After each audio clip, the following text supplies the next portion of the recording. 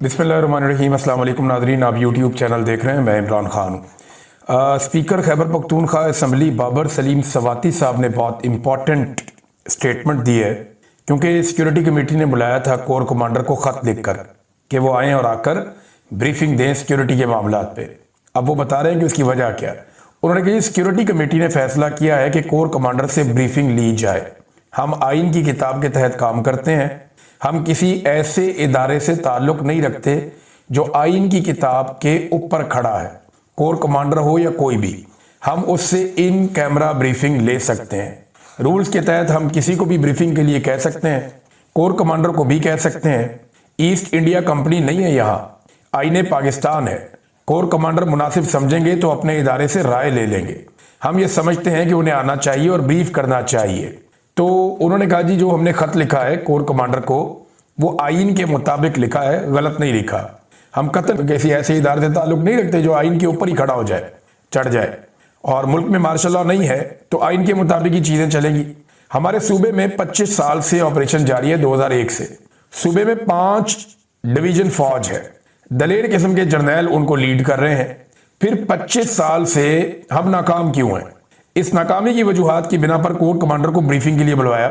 ये पाकिस्तान की फोर्स है, बैरून मुल्क से नहीं आई हुई। यानी मैं लुबे लुआ को बता रहा हूँ, इस तरह उन्होंने कहा कि जनाब कामयाबी तो मिली नहीं अभी तक, आगे आपको मिलेगी, उसके ऊपर आके बात करें। और पीछे क्यों नहीं मिली उसके बारे में मैं ब्रीफिंग दें ताकि आगे बढ़े और जो हम कहते हैं वो भी सुने। तो ये एक बड़ा बोल्ड स्टेप है जो स्पीकर ने लिया। देखते हैं इसके ऊपर रद्द-ए-अमल क्या आता है, क्योंकि DGI SPR ही नॉर्मली ऐसी चीजों का जवाब देते हैं।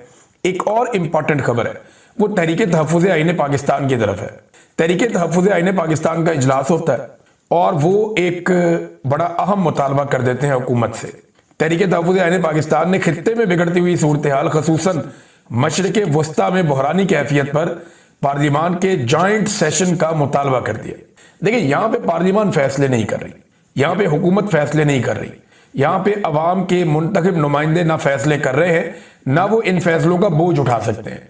फैसले फील्ड मार्शल आसिम मुनीर साहब कर रहे हैं और वो फैसले अपनी मनमानी से कर रहे हैं, अपनी मर्जी से कर रहे हैं।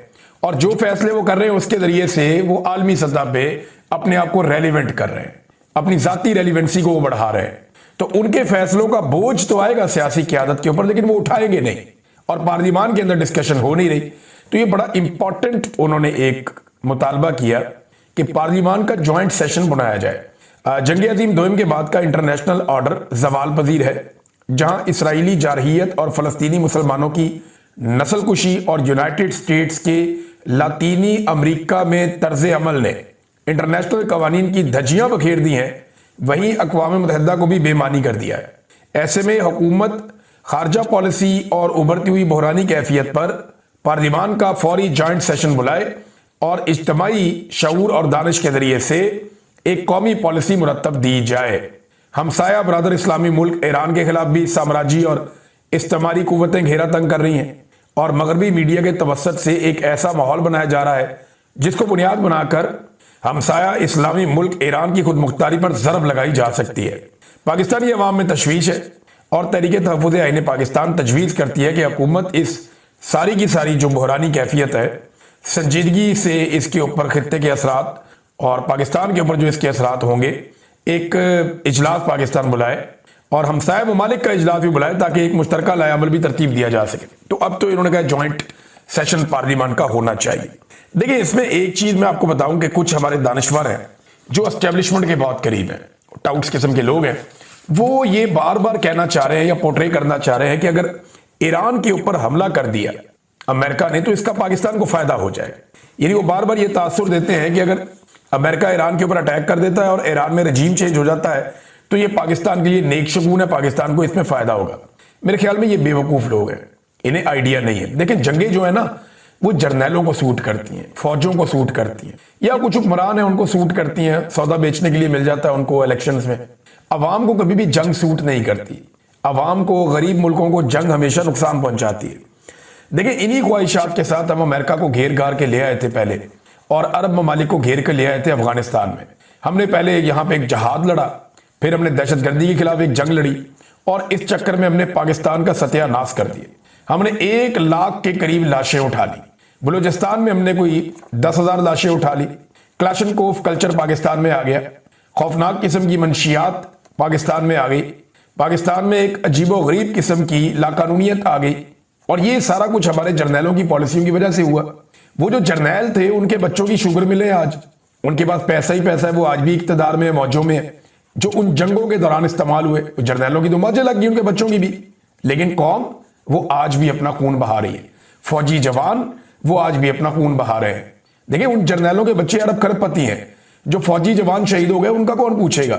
उनके बच्चे तो रुल गए। कितना संभाल सकती है रियासत उन्हें? एक हद से ज्यादा आगे तो नहीं जा सकती। लेकिन जर्नैलों की तो वो कई कई नस्लों का पैसा वो लोग छोड़कर गए हैं और हमने ये देखा है। तो जंगें जर्नैलों को फायदे देती हैं, बड़े बड़े ताकतवर लोगों को फायदे देती हैं, आम आदमी को नहीं देती। जब भी आपके हमसाये में जंग आएगी, आपके ऊपर उसके असरात आएंगे। ईरान में जंग आएगी, चंद लोगों को फायदा होगा, इंटरनेशनली आपकी रेलिवेंसी बढ़ जाएगी, कुछ डॉलर वॉलर आ जाएंगे, कुछ लोगों ने फिर माल बना लेना है, कुछ अड्डे वड्डे, कोई लेन देन, कोई ये चीजें चलेंगी। लेकिन अल्टीमेटली अगर खित्ते के अंदर आपका एक हमसाया मुल्क और डिस्टेबलाइज हो जाता है तो याद रखिएगा, ईरान के बाद बारी पाकिस्तान की है। ईरान के ऊपर तो ये प्रॉब्लम है ना, इसका मिसाइल का जो एक निजाम है वो इजराइल तक जाता है, जाके वहां पे अटैक कर सकता है, यूरोप तक जाता है या अमेरिकन अड्डों तक जाता है। तो पाकिस्तान के ऊपर प्रॉब्लम यह है कि पाकिस्तान के पास एटम बम है, तो पाकिस्तान को भी टैकल करना है, बारी बारी सबकी बारी। ये बात आज से नहीं, गुज़िश्ता कई दहाइयों से हो रही है कि जब भी कभी ईरान की बारी आएगी तो उसके बाद पाकिस्तान की बारी आएगी। आप चाहे जो मर्जी करें, जैसे मर्जी सोचें, जो हकायक जानने वाले लोग हैं, जो तज्जिया करते हैं, वो ये बात कहते रहते हैं।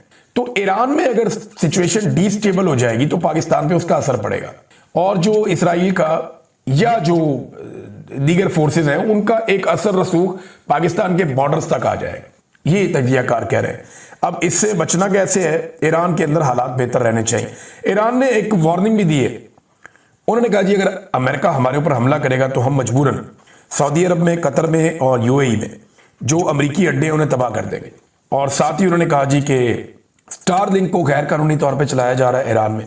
मैंने आपको थोड़े दिन पहले बताया था कि डिवाइस के बगैर वो चल नहीं सकती, स्टारलिंक के लिए डिवाइस चाहिए होती है।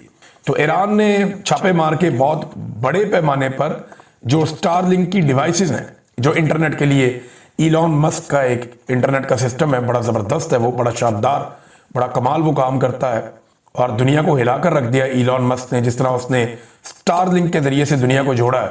तो वो बहुत सारी डिवाइसेस ईरान ने पकड़ी हैं और अपने फौजी जैमर्स के जरिए से कोशिश भी कर रहे हैं वो लगातार कि वो जैमर्स लगा के इंटरनेट को शट डाउन रखें जहां वो चाहते हैं कि वो शट डाउन रहे।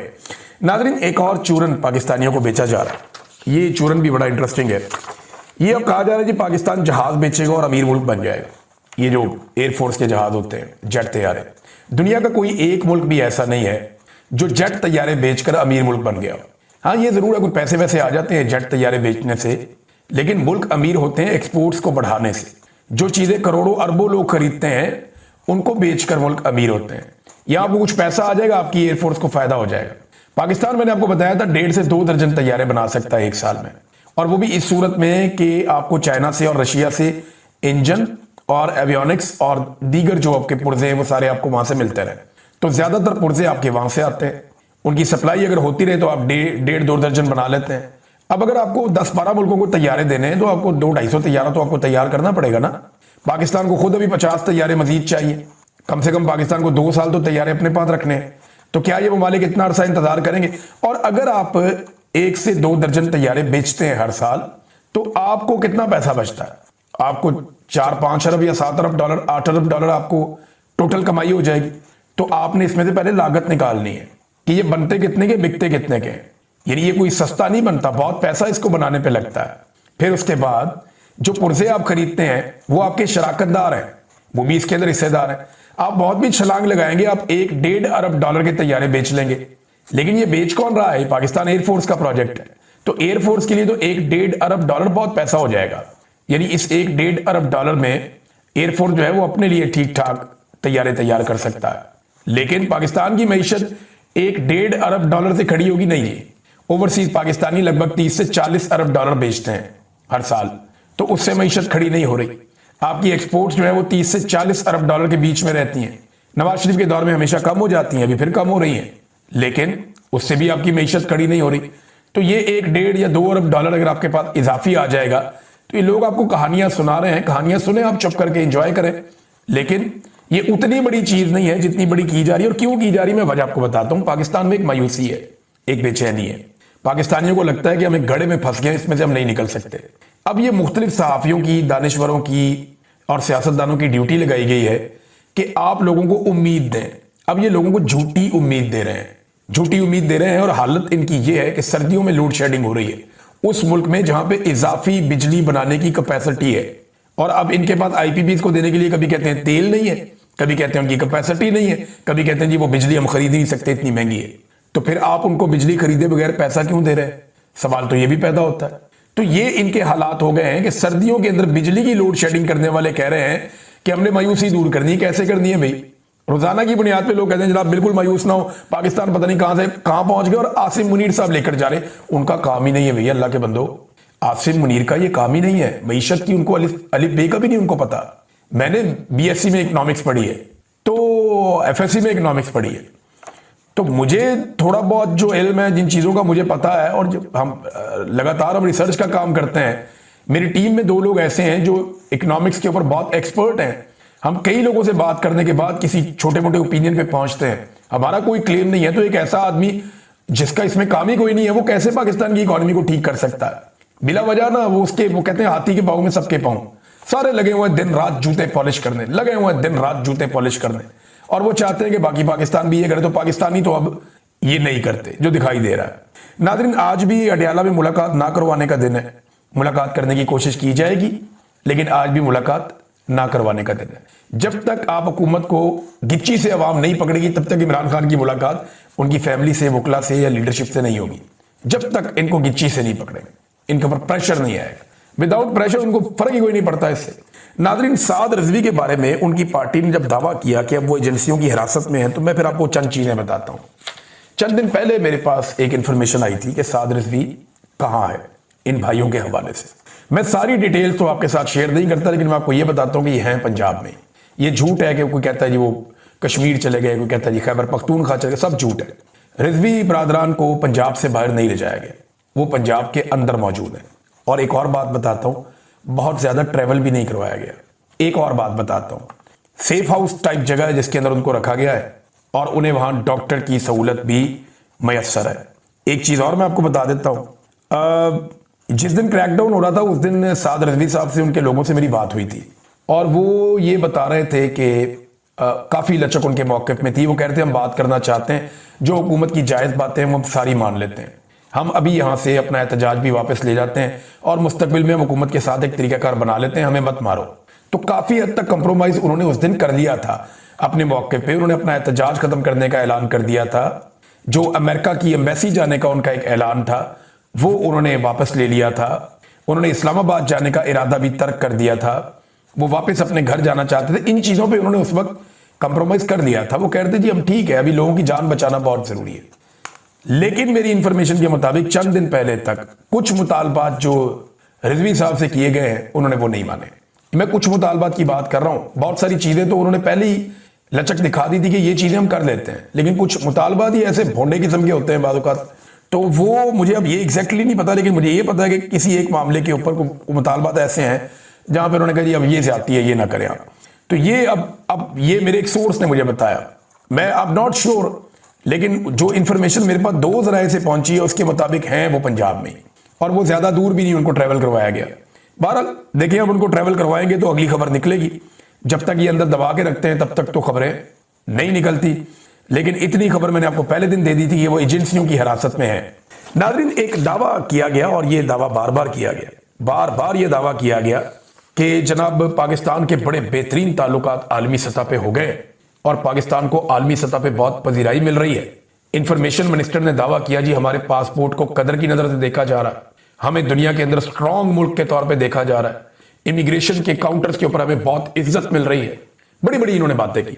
डोनाल्ड ट्रंप ने बुलवाया अपने पास, और जिस तरह इन्होंने उनकी तारीफें की, इन्होंने बहुत दावे किए। शहबाज शरीफ ने वो वजीर आजम बने तो 2025 में उन्होंने लगभग 2 महीने महंगे तरीन दौरों में पाकिस्तान से बाहर गुजारे। यानी वजीर आजम एक ऐसे मुल्क का जो मसाइल में घिरा हुआ है, उस मुल्क का वजीर आजम सरमायाकारी लाने के लिए 2 महीने साल में से पाकिस्तान से बाहर गुजारता है और महंगे तरीन दौरे करता है। टब्बर लेके जाता है, बंदे लेके जाता है, रश लेके जाता है और खसूसी परवाजों पे जाता है, अवाम का पैसा उड़ाता है, करोड़ों अरबों रुपया लगा देता है दौरों के ऊपर, और मिलता क्या है? टका भी नहीं मिलता। कोई पैसा पाकिस्तान के अंदर नहीं आता इस आदमी के दौरों के नतीजे में, और हर बार ये करोड़ों रुपए खर्च कर देते हैं मगर मिलता कुछ नहीं है। जिन ममालिक से इन्होंने ताल्लुकात बनाए उन तमाम ममालिक ने पाकिस्तानियों के वीजे या तो मुश्किल कर दिए या उन पर पाबंदी लगा दी। मैं आपको बिल्कुल सही बता रहा हूं। इनके सबसे अच्छे ताल्लुकात गल्फ रीजन के अंदर यूएई के साथ है। यूएई पाकिस्तानियों को वीजे नहीं दे रहा, सबको पता है।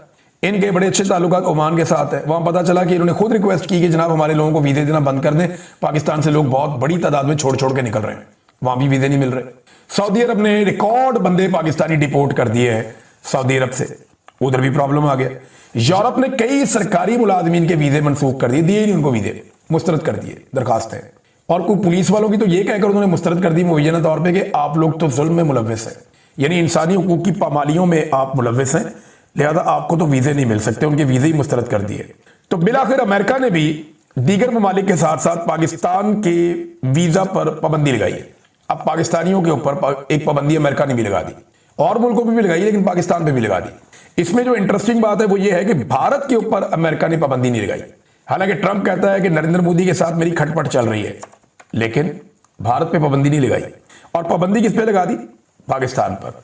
ट्रंप साहब जो हैं वो फील्ड मार्शल और शहबाज शरीफ की तारीफें करते हैं, पाबंदी पाकिस्तान पे लगती है। नोबेल के लिए आसिम मुनीर और शहबाज शरीफ उन्हें नामजद करते हैं, पाबंदी पाकिस्तान पे लगती है।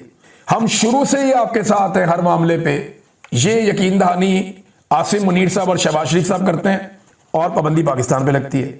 आलमी लेवल पर पॉलिश करता है हमारा वजीर आजम, हत्ता कि जो गैर मुल्की मीडिया है वो शहबाज शरीफ को शू शाइन बॉय का नाम दे देता है, लेकिन इसके बावजूद अमेरिका पाबंदी पाकिस्तान पे लगाता है, इंडिया पे नहीं लगाता।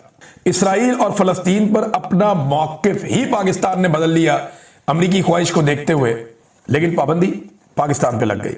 हमास पर पाकिस्तान ने यू टर्न ले लिया, फिर भी पाबंदी पाकिस्तान पर लग गई। मादनियात का ब्रीफ केस लेकर पहुंच गए, जाके सामने रख दिया, फिर भी पाबंदी पाकिस्तान पर लग गई। अमरीकी एम्बेसी की तरफ बढ़ने वालों को मुरीदके में उनका कत्लेआम करवा दिया गया, फिर भी पाबंदी पाकिस्तान पर लग गई। दिन रात खुशामद की, हत्ता कि अमरीकी ज्यूश कांग्रेस से भी उनके जो चेयरमैन उनसे भी जफियां डाल ली, लेकिन पाबंदी भारत पे नहीं, पाकिस्तान पे लग गई। हम अमरीकी असला रिकवर करने की अफगानिस्तान में और हमास से उसको गैर मुसल्ला करने की अर्जियां अमेरिका को डाल रहे हैं, लेकिन इसके बावजूद अमेरिका पाबंदियां पाकिस्तान पे लगा रहा है। यह है इनकी टोटल औकात और यह है इनकी टोटल खारजा पॉलिसी और उसकी कामयाबी। जब इमरान खान साहब से मोहम्मद बिन सलमान ने पूछा ना कि आपको क्या चाहिए, उसने कोई जाती चीज नहीं मांगी। उसने नहीं कहा कि मेरे आर्मी चीफ को सपोर्ट करो, इसको एक्सटेंशन देनी है या इस्तिस्ना देना, ये नहीं किया। इमरान खान ने यह नहीं कहा कि मेरे मुखालिफिन को कुचलने में मेरी मदद करो या मेरी इंसानी हकूक की पामालियों के ऊपर आप आंखें बंद रखो, नहीं। इमरान खान ने कहा कि मेरे लोग आपकी जेलों में कैद हैं, मेरे पाकिस्तानी जो आपके मुल्क में उनका एहसास करो, उनका ख्याल करो। और यही बात इमरान खान ने की और बाद में मोहम्मद बिन सलमान ने उसके ऊपर अमल दरामद किया। जो वादा मोहम्मद बिन सलमान ने किया वो उन्होंने पूरा किया। इसके लिए पाकिस्तानियों को उनका शुक्रिया अदा करना चाहिए। लेकिन इन लोगों ने जब किसी से मुलाकात की, जहां मुलाकात की, अपनी जात के लिए मांगा और पाकिस्तान के लिए कुछ नहीं मांगा। नतीजा क्या निकला? पाकिस्तान को टके का फायदा नहीं हुआ, पाकिस्तान में कोई सरमायाकारी नहीं आई, पाकिस्तानियों के वीजों के ऊपर पाबंदियां लग गई, पाकिस्तानियों के वीजे मुश्किल तरीन हो गए और दुनिया के मुल्क अब नहीं दे रहे। अब तक के लिए इतनी, अपना ख्याल रखिएगा, अपने इस चैनल का भी। अल्लाह हाफिज।